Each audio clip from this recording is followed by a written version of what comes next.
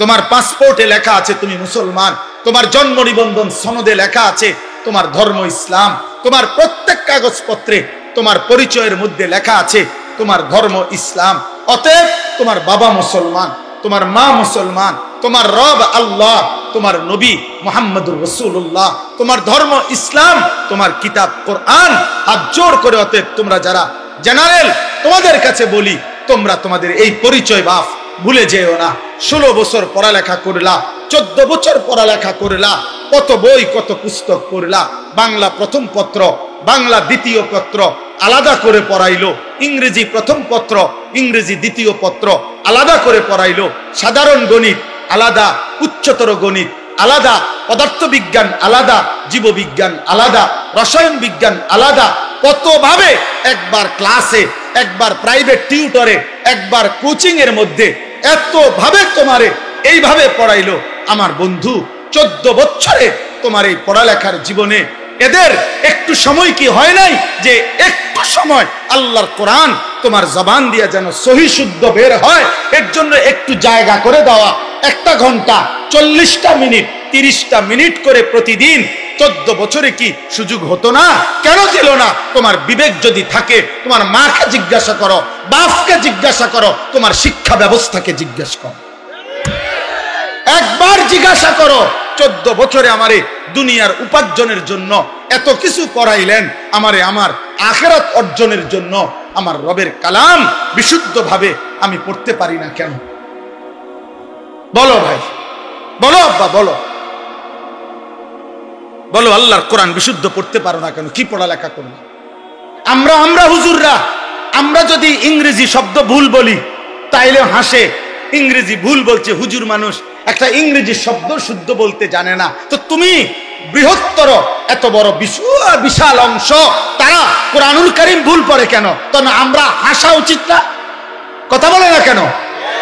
তাইলে কিতাবে আছে, আমাদের খতিব সাহেব হুজুরের কিতাবে আমি পড়ছি, আমাদের বর্তমান যিনি খতিব আল্লামা আব্দুল মালিক হাফিজাহুল্লাহ, সারা পৃথিবী যার এলেমের কাছে আলহামদুলিল্লাহ কৃতজ্ঞ, সারা পৃথিবীর উলামায়ে কেরাম যাকে চেনে, হুজুরের কিতাবের মধ্যে আমি পড়ছি মহিউস সুন্নাহ। এই ছোট্ট একটা উদাহরণ দিলে বুঝবা।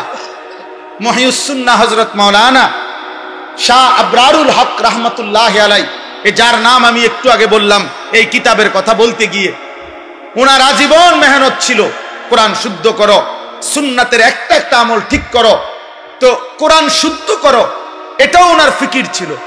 তো উনি এটার গুরুত্ব বুঝাইতে গিয়া একবার জেনারেল শিক্ষিত কিছু ভদ্রলোক, উচ্চ শিক্ষিত জেনারেল, ওনাদের সাথে উনি একটি বিল্ডিং এ উপরের দিকে উঠবেন, মানে উপরের তালায় আর কি, ধরেন 8 তালা বা 10 তালার মধ্যে উঠবে। তো হযরতও সাথে আছে, আরো সাথে যে কয়েকজন ভদ্রলোক বড় বড় উচ্চ শিক্ষিত প্রফেসর এরকম উনারা সাথে। তো হযরতের যে পরিচিত প্রফেসর, হযরত ওই লিফটের, যেখানে লিফট উঠতে হয় এখানের কাছে আইসেই হযরত ইচ্ছা করে উনাকে বলতেছেন, ভাই লেফট কাহা হ্যায়, লেফট কোথায়? কি বলছেন? লেফট, লেফট না না, হযরত বলছেন এটা যে লেফট কাহা হ্যায়, লেফট কোথায়? এখন ওই যে উনার যে প্রফেসর উচ্চ শিক্ষিত, যিনি হযরতের মুরিদ ভক্ত, উনি মনে করতেছে লজ্জায় ইন্নালিল্লাহ, বাকিরা কি মনে করবে যে হযরত এই সাধারণ শব্দটা লিফট এটাই জানে না, এটারে লেফট বলতেছে, অশুদ্ধ, মূলত শব্দটা তো লিফট, বুঝছেন কিনা? তখন ওই মিয়া কানে কানে ওনাকে বললেন যে হযরত ये लेफ्ट नहीं है, ये लिफ्ट है, এটা লিফট, হযরত শব্দটা হবে লিফট, এটা লেফট না। তখন হযরত বললেন, ভাই মাই তো ইয়ে কহ রাহা হ্যায়, আমি তো এই বছরের পর বছর এটাই তো বলতেছি রে ভাই, যে একটি লিফট এটা যদি লেফট করলে লিফট না বুঝায়, তো আল্লাহর কোরআন অশুদ্ধ করলে আল্লাহর কোরআন কেমনে বুঝায়? কেমনে বুঝায়? শব্দ হলো সুবহানা, আমনে কোন সুবহানা, আমনে দেখুন সুবহান রাব্বিল আযীম, সুবহান রাব্বিল আযীম, সুবহান রাব্বিল আযীম, সুবহান রাব্বিল আযীম কিতা, সুবহান রাব্বিল আযীম কিতা, আপনি বলেন তো, আপনি এটা কি বললেন? আত্তাহিয়াতু লিল্লাহি ওয়াস সালাওয়াতু, আত্তাহিয়াতু না তো, আত্তাহিয়াতু, এটা তো হলকের মধ্যখান থেকে উচ্চারিত হইতে হবে। এই জন্য বন্ধু, আমি যারা সাধারণ শ্রেণী মাদ্রাসায় পড়েন নাই, আপনাদেরকে উদাত্ত আহ্বান জানাচ্ছি, আপনাদের এটা বোঝা উচিত। যারা সাধারণ আছেন, পড়ালেখাই করেন নাই, আপনি মনে করেন হুজুর আমি গ্রামের মানুষ, মূর্খ মানুষ, সাধারণ মানুষ, এই সমস্ত ফাকনা কথা বললে হবে না। এসব সিহন কথা বাদ দেন। আপনি যে গ্রামের মানুষ, আপনি খানা বন্ধ করছেন নি, কথা বলেন না কেন? আপনি মূর্খ মানুষ, আপনি নাম দস্তখত করতে পারেন না, আপনি গোশত দিয়ে ভাত খান কেন? এই মূর্খ মিয়া, আপনি শুধু 3 বেলা ডাল দিয়ে ভাত খাবেন, পড়ালেখা করছেন না, আবার গোশত লন কেন? কথা বলেন না কেন? হ্যাঁ, আপনি না বলে মূর্খ, আপনি খাটে খাটে শুন কেন? আপনি মাটির ছুবেন। আপনি টাইলস লাগালেন কেন ঘরে? আপনি যে দুনিয়া ভোগ করতেছেন সব সমান সমান, আর আপনি আখিরাতের কথা বললেই আমি মূর্খ মানুষ, আমি অশিক্ষিত মানুষ। আর তো বাংলা অক্ষরের সাথে আরবি কোরআনের কি সম্পর্ক? আপনি বাংলা অক্ষরে না জানেন না, সরু সরে না জানেন না, তো এটার লগে এটা মিলাইছেন কেন? এটার সাথে এটা মিলান কেন? অতএব আল্লাহর কোরআন শিখা, আল্লাহর কোরআন ঠিকা, দিন শিখা, প্রয়োজন পরিমাণ কোরআন সুন্নাহ, হালাল হারাম, জায়েজ না জায়েজ, করণীয় বর্জনীয়, আমার ঘর, আমার ব্যক্তি, আমার স্ত্রী, আমার সংসার, আমার উপার্জন, আমার বাজার, আমার ব্যবসা, আমার লেনদেন, আমার 24 ঘন্টার কর্মকাণ্ডের মধ্যে কোনটা হালাল, কোনটা হারাম, কোনটা আমার করণীয়, কোনটা আমার বর্জনীয়। খোদার কসম, আপনি মাদ্রাসায় পড়েন, স্কুলে পড়েন, কলেজে পড়েন, ইউনিভার্সিটিতে পড়েন, মূর্খ থাকেন, বকলম হন, গ্রামের হন, শহরের হন, সম্পদশালী হন, গরিব হন, প্রত্যেকের জন্য ফরজে আইন, বাধ্যতামূলক, বাধ্যতামূলক, বাধ্যতামূলক। এজন্য আমরা এটা কওমি মাদ্রাসার চেতনা থেকে এটা বললাম, আমরা চাই উম্মতের হার তবকা দিন শিখুক, কোরআন শিখুক, সেজদা শিখুক। আল্লাহ তৌফিক দান করেন, আল্লাহ তৌফিক দান করেন, আল্লাহ কবুল করে নেন। অতএব এই শেষ কথা হলো, আল্লাহ তাআলা বলেন ওয়াকালু আইদা যালালনা ফিল আরদি আইন্না লাফি খালকিন জাদীদ। আল্লাহ বলে মক্কার কাফের মুশরিকরা বলতো, হে মুহাম্মদ, আমরা সবাই মাটির সাথে মিশে যাব মৃত্যুর পরে, পুনরায় আমাদেরকে আবার নতুন করে সৃষ্টি করে হাসরের ময়দানে নিবে, আখেরাতে নিবে, এটা কিভাবে সম্ভব? আমগো হাড্ডি পাইব কই, গোশত পাবে কই, চামড়া পাবে কই, মাটি পাইবে কই? কোন জায়গার মাটি কোন জায়গায় চলে গেছে? 500 বছর আগের কবর, এখন হয়তো ওই জায়গার মধ্যে কবরও নাই, লাশও নাই, মাটিও তো নাই, হয়তো খাল হয়ে গেছে, নয়তো নদী হয়ে গেছে। তো ওই কবর কো, লাশ কো, আড্ডি কো, গোশত কো, এগুলো কেমনে আনবে? আল্লাহ বলে বাল হুম বিলিকাই রাব্বিহিম কাফিরুন।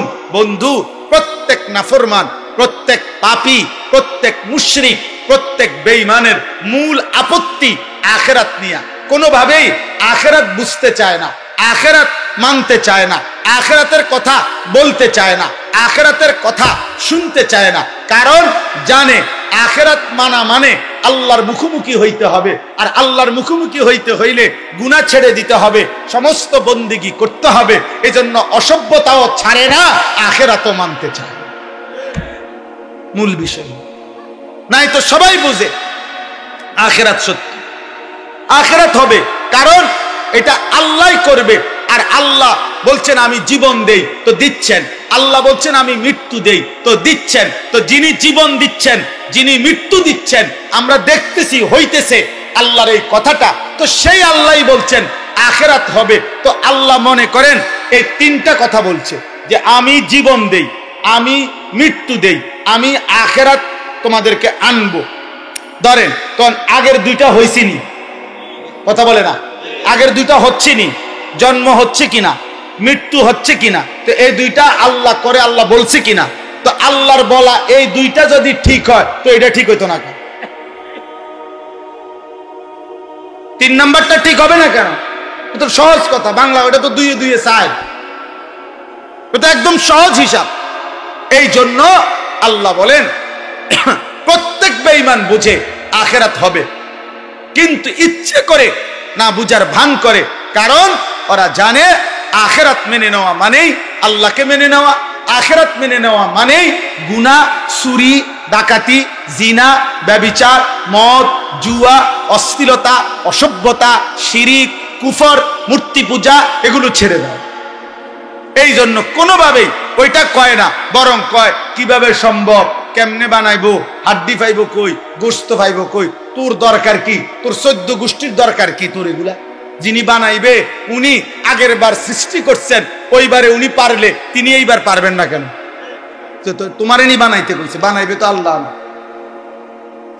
আল্লাহ কোরআনে বলছেন বালা কাদিরিনা আলা আন নুসাওয়িয়া বানানা, বান্দা শোনো, আমি শুধু আখিরাতে তোমাদের সমস্ত মানুষকে পুনরায় ফিরিয়ে আনবো এটা না, বরং দুনিয়ায় প্রথম থেকে শেষ পর্যন্ত প্রত্যেকটা মানুষের হাতের আঙ্গুলের ভিতরে যে রেখা, এই যে আমরা যে টিপসই দেই বা ফিঙ্গার দেই মেশিনে, ভিতরের যে রেখা, আমরা যেমন এখন বর্তমানে এটারে কি কয়, স্ক্যান করে যে,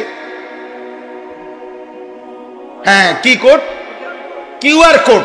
এই কিউআর কোড যেমন বিভিন্ন অ্যাকাউন্ট থাকে না, এগুলা আলাদা আলাদা দেখতে তো মনে হয় সবগুলো কি এক, কিন্তু প্রত্যেকটা কোম্পানির এটা আলাদা আলাদা, এটা ওই করলেই স্ক্যান করলেই আলাদা হয়ে যায়। তো আল্লাহ তাআলা বলেন এই বৃদ্ধা আঙ্গুলের মধ্যে এইটুকু জায়গায় দেখতে সবার বুড়া আঙ্গুল এরকমই 800 কোটি, কিন্তু ভিতরের কিউআর কোড অর্থাৎ ভিতরের রেখা ভিন্ন ভিন্ন ভিন্ন ভিন্ন। তা আল্লাহ বলেন 800 কোটি মানুষ যেই রেখা ভিতরে ভিন্ন দিয়ে আমি আল্লাহ এখন বানাইছি, কিয়ামতের দিন ওই রেখাই দুনিয়ায় যেটা দিছিলাম ওইটাই আমি ফেরত আনব।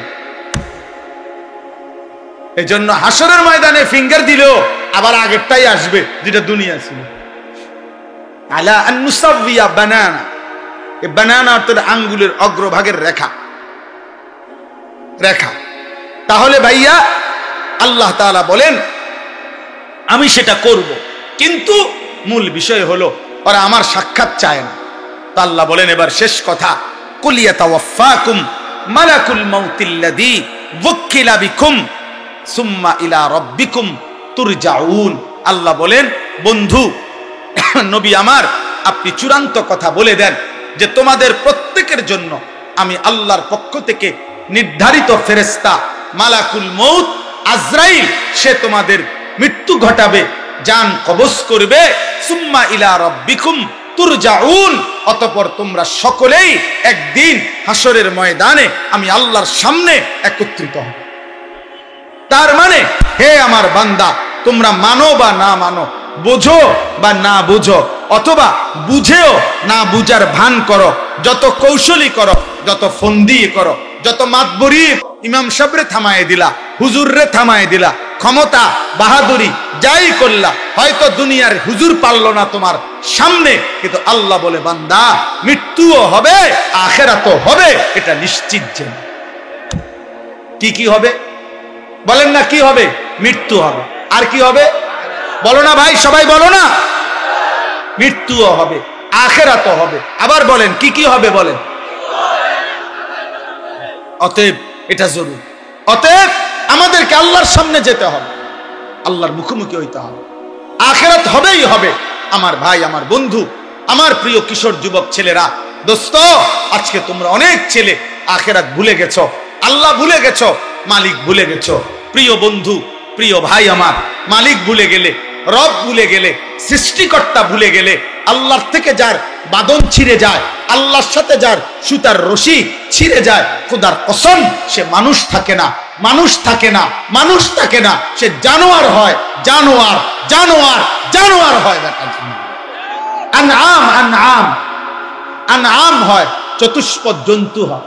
উলাইকা কাল আনআম, আল্লাহ কোরআনে বলছে। আল্লাহ থেকে সম্পর্ক বিচ্ছিন্ন হয়ে গেল। এজন্য প্রত্যেকের কাছে অনুরোধ, চলো ভাই ইমানে, আমলে, আখলাকে, নামাজে, বন্দিগিতে আল্লাহর সাথে সম্পর্ক গড়বো ইনশাআল্লাহ। গুনাহ ছেড়ে দেই। তালেবে ইলম ভাই তোমাদেরকেও বললাম, তোমরা কওমি মাদ্রাসায় জমে পড়ো, আর বাকি জেনারেল ভাই তোমাদের কাছে, দোস্ত মোবাইলের আসক্তি ছাড়ো, নারীর আসক্তি ছাড়ো, এই নজর হেফাজত করো, চোখ হেফাজত করো। মনে রাখো, তুমি আগায় আসলেও বা না আসলেও আগামীর পৃথিবীতে মাহদি আসবে, দাজ্জাল বের হবে, ইমানের বিজয় হবে, কালেমার পতাকা বিশ্বময় উড়বে, আর আল্লাহ যাদের দরকার তাদের নেবেন। দেখার বিষয় আমাকে নেবেন কিনা। আল্লাহই বলছে, বন্ধু দাওয়াত দেন আপনি সবাইকে, লোক নেব আমি। এজন্য নবী আবু বকরকেও দাওয়াত দিছে, আবু জেহেলকেও দাওয়াত দিছে। আল্লাহ বলছে, বন্ধু আবু বকরকে নিলাম, আবু জেহেলকে নিলাম না, ওমরকে নিলাম, আবু লাহাবকে নিলাম না, ওসমানকে নিলাম, উতবাকে নিলাম না, আলীকে নিলাম, শাইবাকে নিলাম না। আল্লাহ বন্ধু, আল্লাহ বলছে যে লোক নেব আমি, দাওয়াত দেবেন আপনি, আপনি বলেন সবাইকে, কিন্তু যে কয়জন দরকার আমারটা আমিই নেব। অথচ দুজন, আবু বকর আবু জেহেল কুরাইশ বংশের, ওমর আবু লাহাব কুরাইশ বংশের, উসমান উতবা কুরাইশ বংশের, আলী শাইবা কুরাইশ বংশের, সবাই কুরাইশ বংশের। কিন্তু আল্লাহর পছন্দ হয়েছে যাকে, তাকে নিছেন, যাকে পছন্দ হয় নাই তাকে বিতাড়িত করে দিয়েছেন। এজন্য প্রিয় ভাই, ইসলাম বিজয় হবে, কালেমার বিজয় হবে, মাহদি আসবে, ইমানের পতাকা উড়বে, বিশ্বময় আরেকবার সারা পৃথিবীতে ইসলামের খেলাফত আরেকবার জিন্দা হবে। কিন্তু দেখার বিষয় হলো সেই কাফেলায় আমি, আমার সন্তান, আমার পরবর্তী বংশধর থাকবে কিনা। আল্লাহ আমাদেরকে তৌফিক দান করে। এজন্য ভুল করো না বাপ। কওমি মাদ্রাসার এই ইসলামী মহাসম্মেলন, বৃহত্তর দাউদকান্দি, মেঘনা, তিতাস কওমি মাদ্রাসা শিক্ষা বোর্ডের আজকের এই ইসলামী মহাসম্মেলনে আমাদের দুই পাশে আমাদের শ্রদ্ধেয় মুরব্বী ওলামায়ে কেরামকে সামনে রেখে আমি সমস্ত নওজোয়ানকে উদাত্ত আহ্বান করেছি, বলছি আগামী দিনের ইসলামের জন্য তোমরা প্রস্তুতি নাও। শুধু ইমানদার মুসলমান বাংলাদেশ নিয়ে স্বপ্ন না, একজন মুসলমান সারা পৃথিবী নিয়ে স্বপ্ন। ইনশাআল্লাহ ফজরের ক্যাম্পেইন আমার ভাই মাওলানা সফিউল্লাহ নলচক মাদ্রাসার উস্তাদ ওই ঘোষণা দিতে গিয়ে বলছে, এটা আমার একটা জিন্দেগির মেহনত, আমি এই মেহনতটা করি, ফজর ক্যাম্পেইনের কাজ করি, অর্থাৎ ফজরের নামাজের মুসল্লি বৃদ্ধির প্রচেষ্টা, ফজরের মুসল্লি যেন বাড়ে।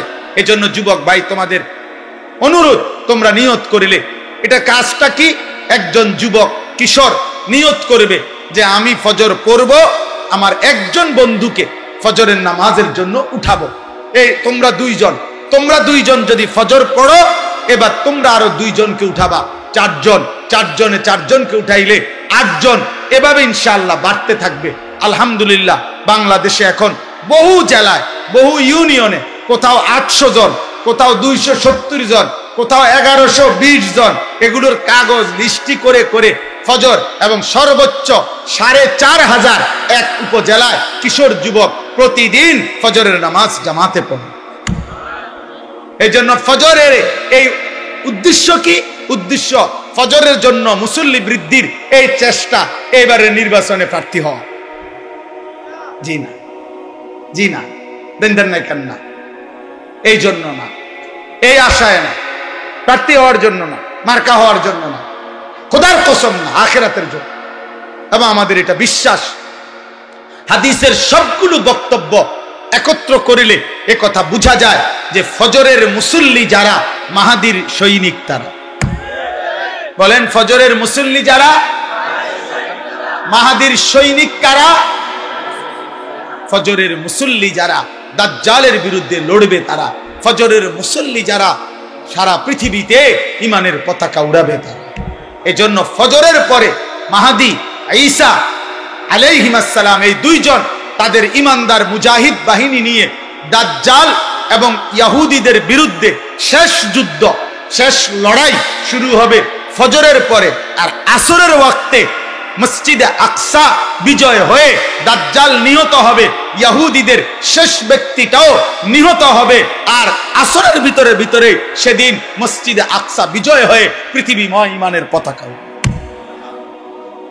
আল্লাহ তৌফিক দান করেন আমাকে, আমার সন্তানদেরকে, আমার আগামী প্রজন্মকে আল্লাহ কবুল করেন। এই ইসলামী মহাসম্মেলন আল্লাহ ভরপুর বরকত দান